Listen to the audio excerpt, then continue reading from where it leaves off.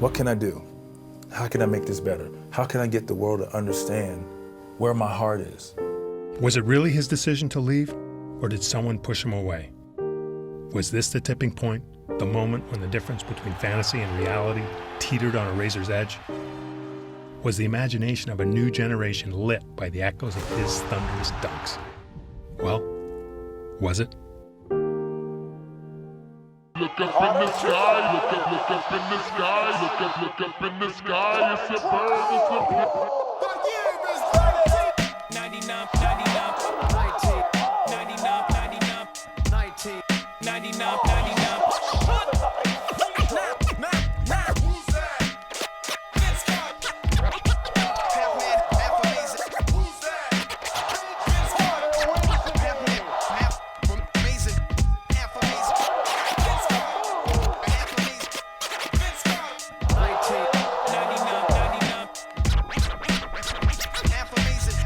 $1999. It's been 15 years since Vinsanity exploded, a phenomenon never before seen in this country, and it arrived just in time.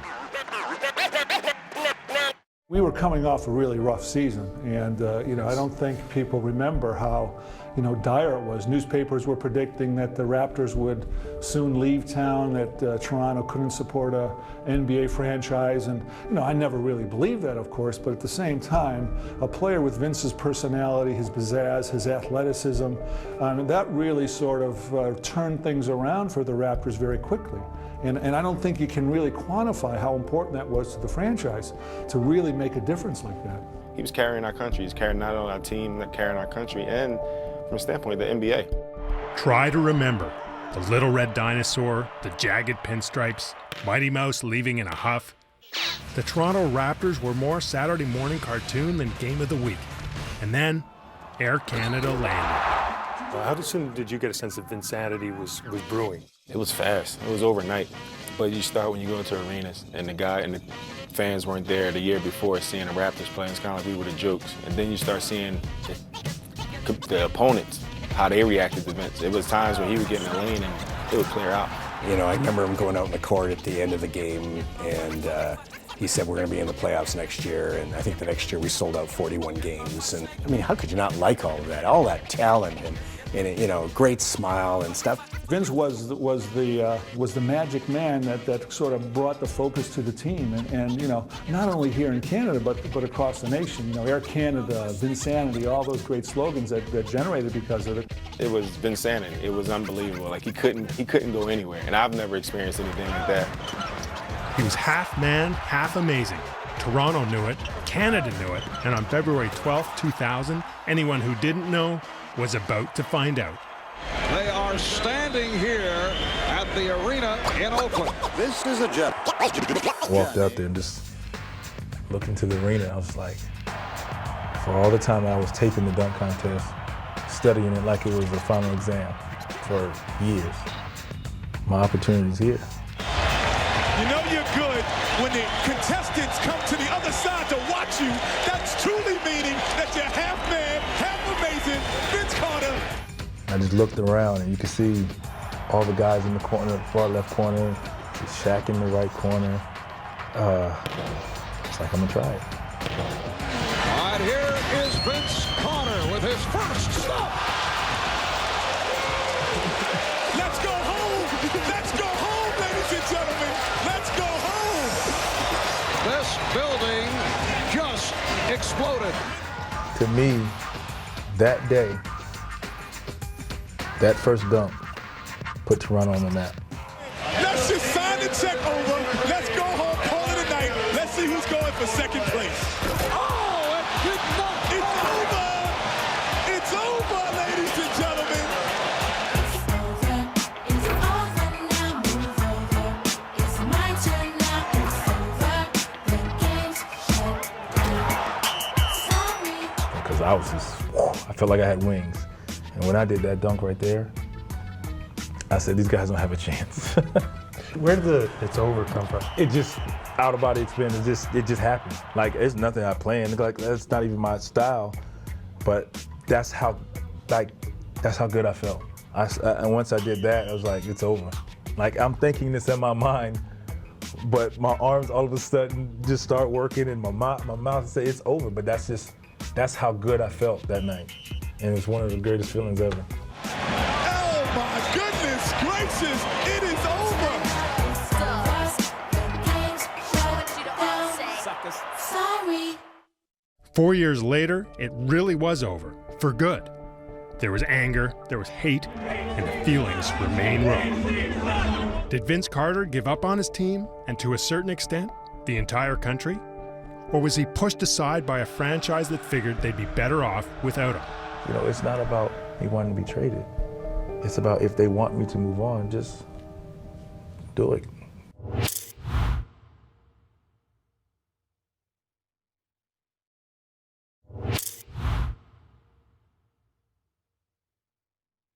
Following his legendary performance at the Slam Dunk Contest, Vince Carter was a pop culture celebrity. What's up, star? The Raptors were a team on the rise, and Toronto was on the basketball map. When I first got there, not many people caring about Toronto or the Raptors or caring about even turning the channel on when we were on TV. And all of a sudden, the boom. In the 2001 playoffs, a first-round victory over the New York Knicks led to a meeting with the Eastern Conference's best team, the Philadelphia 76ers, and their superstar, Allen Iverson.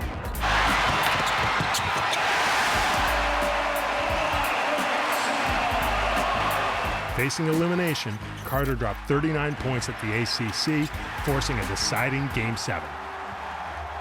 The day of the biggest game in franchise history, Carter had a conflict. He was supposed to receive his diploma at the University of North Carolina, a recognition of a promise to his mother, a teacher he'd made when he left school early for the pros.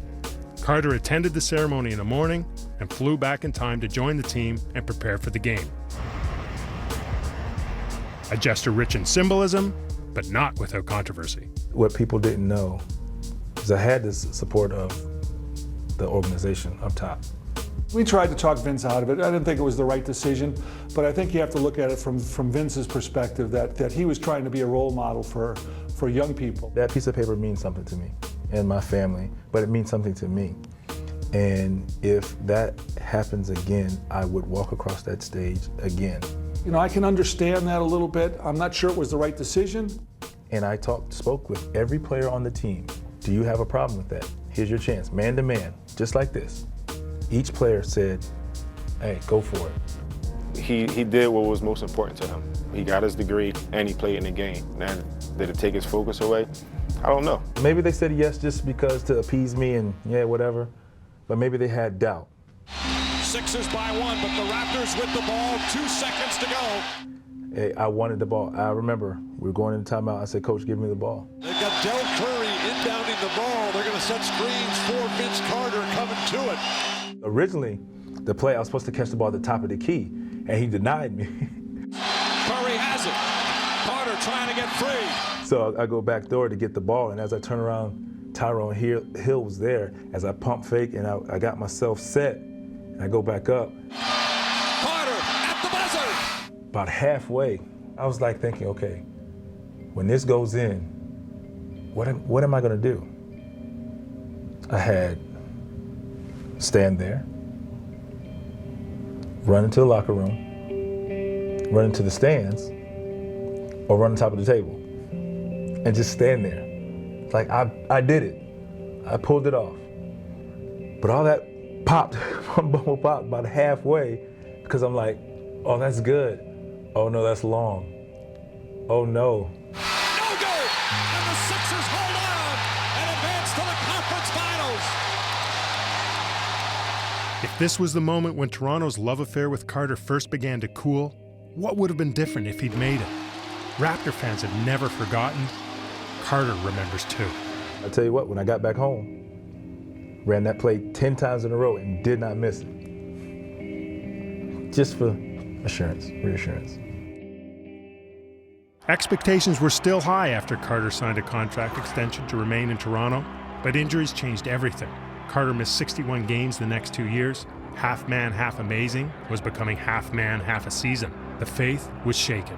things had turned, and the city had turned, and he was not, playing quite as well as he did. We considered moving Vince, but it had to be something special to move him, in my opinion. 3 seasons later, the Raptors were a mess. They missed the playoffs, they fired general manager Glenn Grunwald and head coach Kevin O'Neill, meaning Carter would be working for his second GM and third coach in just 3 seasons.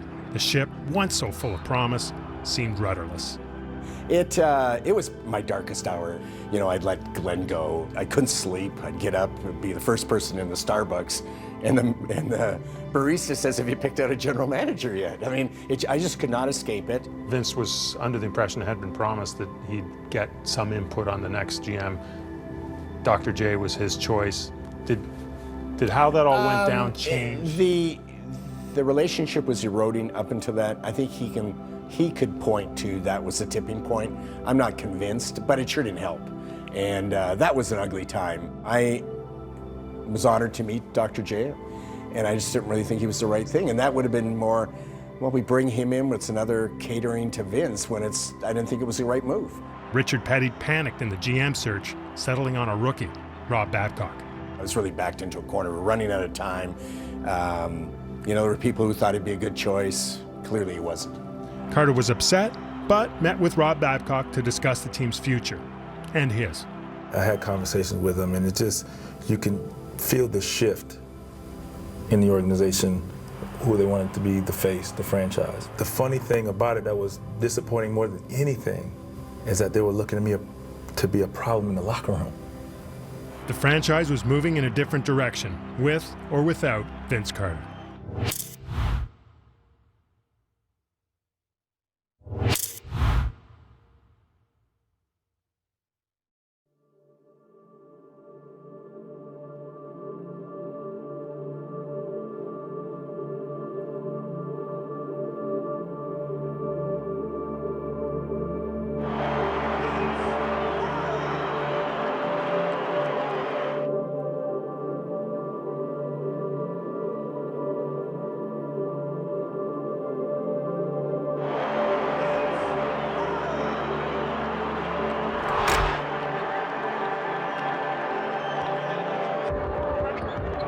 I made the phone call, and when we were talking about the deal, it seemed to me they were looking at different deals. So I said, what would you think if we gave you 2 first-round picks? And I could just tell that excited them in Toronto. We felt we had to make a trade, and we searched the entire league and tried to find the best trade possible, and we made the best trade by far. It was the best offer that we had. Sam Mitchell, a few years later, came out and said that you'd went to him and asked not to be traded the day before. You said, I don't want to get traded. I told him, I said, it's not about being traded. I said, if the organization wanted to move forward and they feel like I'm in the way, by any means, let's do that. Get me out of the way. But I'm sure this is the first time you ever heard that. You see my point? There's a lot of stories. He was all set to come back the next day. No one told me that. Not that it would have changed our mind, but I don't think he was ready to come back. He wanted out of there. The Raptors would send away the only superstar they've ever had to New Jersey for draft picks and expiring contracts. Trading Vince Carter, I strongly believe, was absolutely the right move. It had to be done. When Rob brought in and pitched the 2 Williams, Alonzo Mourning, and a draft choice, I knew that was bad. And I goes, geez, if I stop it, I'm meddling. And he's dead. And I wish I'd stopped it. Worst trade. I mean, in Rob, when he left, to this day, I bet you he still thinks it's a good trade. We were a better team after the trade. I just, for the life of me, I don't understand that. Did it set back your career in any way? It may have hurt my opportunities to get another GM's job. It's still one of the most lopsided trades in recent NBA history, but it was Carter who took the blame from his once adoring fans, and the hard feelings remain. He's spit in our face. I mean, there's really no way around it. We hope we can find a new Vince Carter, and hopefully he won't betray us like this one did. Carter sucks. Carter sucks. That's what it's all about tonight. From North Carolina, 6'6" guard, number 15, Vince Carter. Carter's return to Toronto was electric, for all the wrong reasons. I've never been in an arena like that in my entire life. To walk into that cyclone of anger and hatred, it had to jar him a little bit. I was nervously excited all day. You knew they would be upset, but didn't really realize the length to which they'd be upset. I mean, it really sort of ventured into professional wrestling territory. Every time he caught the ball, I thought they'd boo for a while, but they did it nonstop. And it was deafening. We all expected it to be bad. We didn't expect it to be that bad in the arena that night. I knew it was going to come, what was going to happen. I knew how it was going to go. It's just, what was my response going to be? Once he was through the initial shock of that first half and what he was going through out there, I think then it turned to a little anger on his part. And when Vince played angry, Vince was unstoppable. The second half, I was just a different person. You know, it's like, I approached it like, you're back home again. Playing on your home court. Act like it. Once I got in the flow and I started seeing a couple go in, and a couple more go in, to where that looked like I was shooting in a pretty big ocean. For a guy to go in that atmosphere, and it was hostile, for Vince to tune them up like he did, that was very impressive. And what better place to show? They knew what they were missing. I think so. He was thriving in a New Jersey Nets uniform, playing the best basketball of his career. The same fans who had fallen in love with Carter were seething. But Carter was angry too. Angry at the organization that turned on him, angry his character was attacked, angry the franchise he'd lifted with one spectacular play after another had abandoned him. The next thing I started to hear is like, oh, he was holding back. Oh, he was, not really point shaving, but he was trying to tank the season or so he can get out of there. It bothered me, burned me up inside. And I think to hear all of that stuff was fuel. I'm going to show, whether they liked it or not, that I can still play. And he did. The first time back, and almost every time thereafter. Over the timeline. When it went in, so many things happened in my mind at one time. To where I couldn't move, I just stood there. Are you kidding me? Out of all the times he came back and all the vitriol that was coming out of those stands at Air Canada Center, that moment where he hits that three and Jason Kidd jumps into his arms is the thing that always stood out in my mind as what I'll remember about Vince's return to Toronto. Carter's a role player now, a respected veteran in his 16th NBA season, and so much of what seemed true then no longer does. Injury prone, Carter's averaged about 78 games a year since leaving Toronto. We never had a problem with him health-wise. Again, maybe there was so much pressure in Toronto and he was the man and he came to New Jersey. Maybe the pressure was off. His career is coming to a close just as Canada undergoes a basketball renaissance. The young stars that are leading it, from Andrew Wiggins to Tristan Thompson to Anthony Bennett, all share a common bond, crediting Carter for sparking their imagination. I think if it wasn't for Vince Carter being the exciting player that he was, I think a lot of us Toronto kids would never play basketball. For myself personally, I probably wouldn't be a basketball player.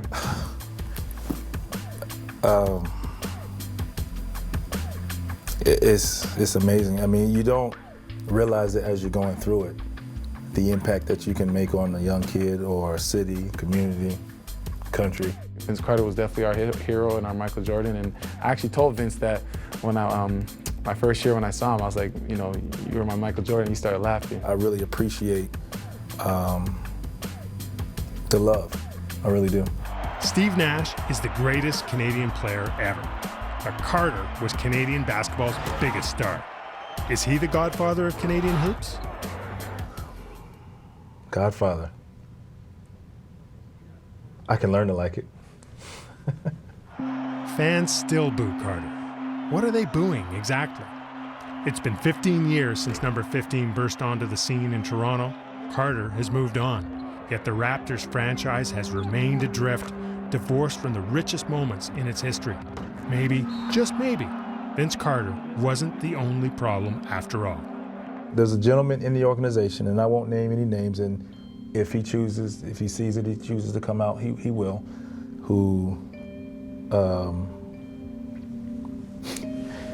who really had a lot of negative things to say to me once the trade happened, and he made his opinion and so on. And maybe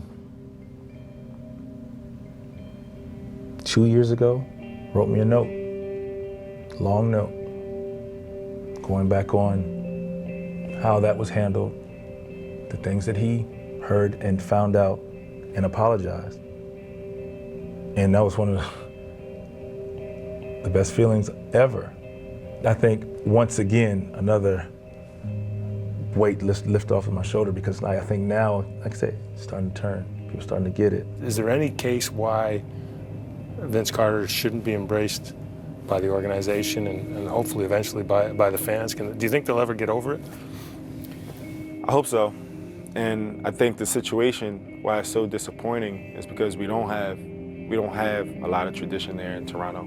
So when you think about the most exciting piece that we do have, or we had, came from Vince Carter, and it's pretty much erased, is intentionally erased from people's mind. It's sad. It's unfortunate because Vince had his prime years there, and he was the guy, and he really helped that franchise really get started, and you would hope that he would be appreciated for that.